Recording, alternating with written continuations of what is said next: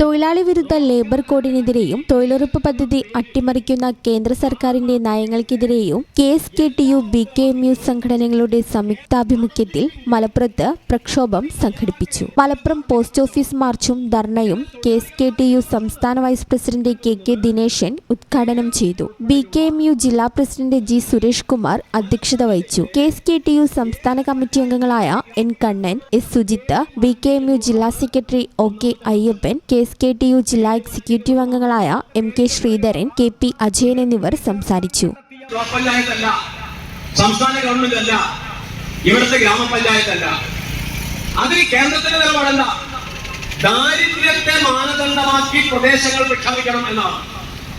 ദാരിദ്ര്യത്തെ മാനദണ്ഡമാക്കി പ്രദേശങ്ങൾ പ്രഖ്യാപിച്ച് ഗ്രാമീണ തൊഴിലുറപ്പ് പദ്ധതി നടത്താനുള്ള പ്രദേശം കേന്ദ്ര ഗവൺമെന്റ് പ്രഖ്യാപിക്കണം എന്നതാണ് തീരുമാനം.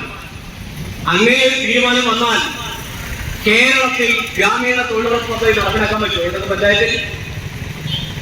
അതുപോലെ ഇപ്പോ അമർത്ത് സിംഗ് കമ്മിറ്റി തന്നെ കൊടുത്തിരിക്കുന്നത് കേരളം, തമിഴ്നാട് പോലുള്ള സംസ്ഥാനങ്ങളിൽ ഗ്രാമീണ തൊഴിലുറപ്പ് പദ്ധതി നടപ്പിലാക്കേണ്ട എന്നാണ്. ഈ ചാനൽ ന്യൂസ് മലപ്പുറം.